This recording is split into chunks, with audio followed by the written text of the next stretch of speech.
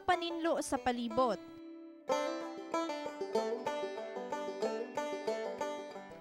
Pagpananom sang kahoy. Pagbinuligay sa mga pumuluyo agud himugaan river masalbar.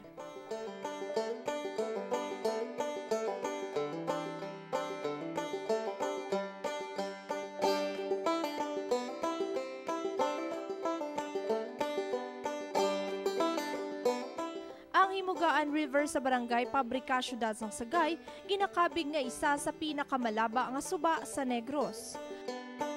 Sa ini nga suba halos nakasandig ang palangabuyan sa mga pumuluyo sa mga barangay nga nakapalibot diri.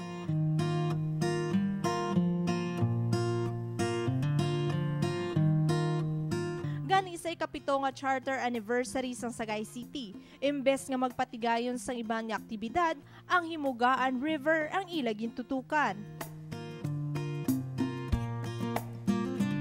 Because this is the day nga we are looking into the river, no, though it's a celebration sang importance sang precious Himugaan River, no. It's also our way of looking back how important the river is sa aton pangabuhi bilang mga pumuluyo, no, nga ang tubig is very important kid sa aton. Upod ang puwersa sang Sagay City Government, City Environment and Natural Resources o Konsendro, katapos ng Kapulisan, Department of Education, mga estudyante kag pumuluyo. Tanan magabuligay, agud padayon nga magakabuhi ang Himugaan River. Ang Himugaan River hindi lamang basta-basta nga suba nga ginakuwaan sang palangabuyan, kundi signifikante ini para sa mga Sagaynon.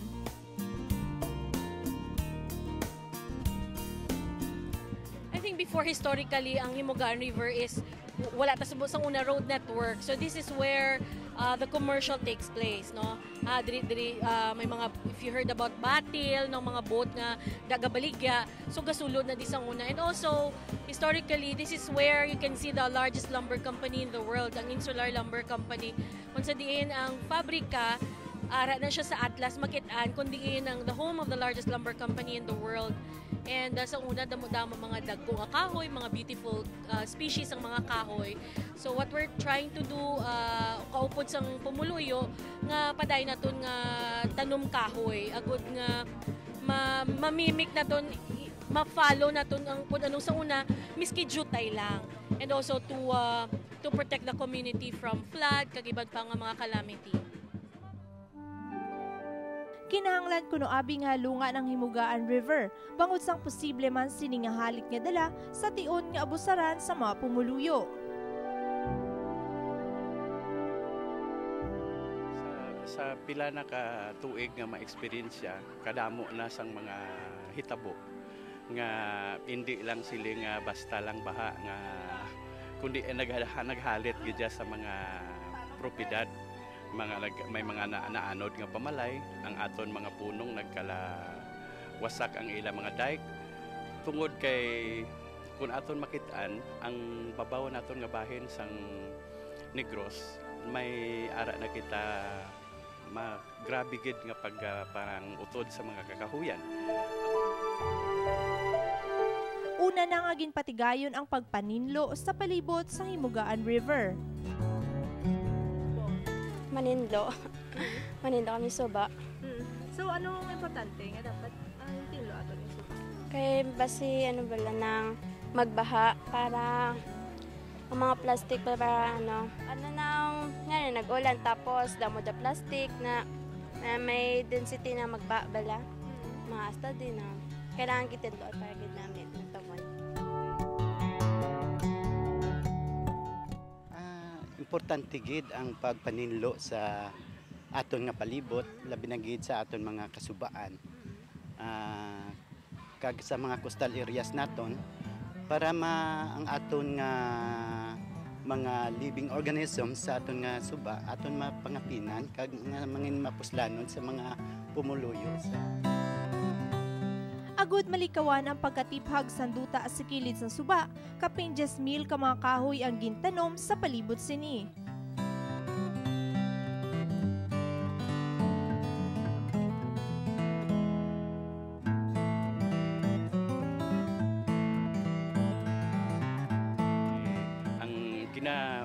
himo sang kahoy bag-o magkadto ang mga runoff nga tubig halin sa ulan kag halin sa mga pamalay, ma-filter anay sa mga gamot, bali sa laon anay ang mga higko nga tubig, maagi anay sa mga gamot kag magkakadto sa aton suba matinlo na.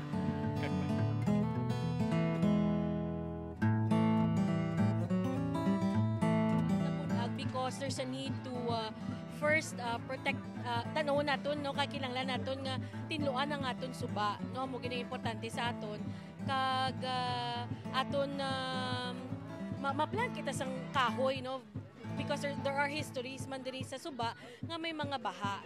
So important nga before we open our place sa tourism, kinahanglan naton i-conserve anay ang place kag mangintinlo siya anay. Sa pagkabuhi sang palibot sa Himugaan River, dapat ini mismo ang matagan man sang kabuhi. Gani kapinsing kumil ka mga tilapia fingerlings ang ginbuhian.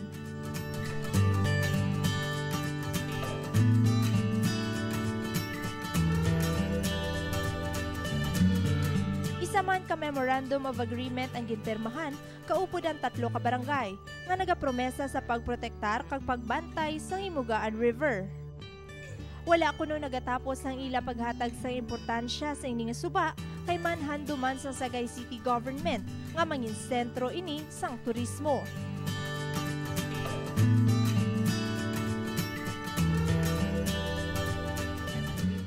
In line with the city officials nga plano towards sustainable tourism master plan nga himuon na di siya the river boardwalk no, and we will have a community-based man nga river cruise later on as we go along. So ang diri sa Sagay, we're more into ang management sa destination naton is community. So amo na naton gusto nga ang community ang makabenepisyo out of our God-given resources. Sa piyak sinitanan, ang tagsa-tagsa nagapati nga ang paghalong sa Himugaan River ang nakasandig sa kamot sang kada pumuluyo, ilabi na sa mga naga-estar palibot sini. Ang aton mga kasubaan, ginakabi nga isa ka matahom nga bugay sa aton, agud mangin kabulig sa pagpangabuhi. Gani nagakadapat lamang kita nga mga tawo ang magtindog para sa ikaayo sini. Maghimo sang tikang sa pagsalbar, antes pa man mangin ulihi ang tanan.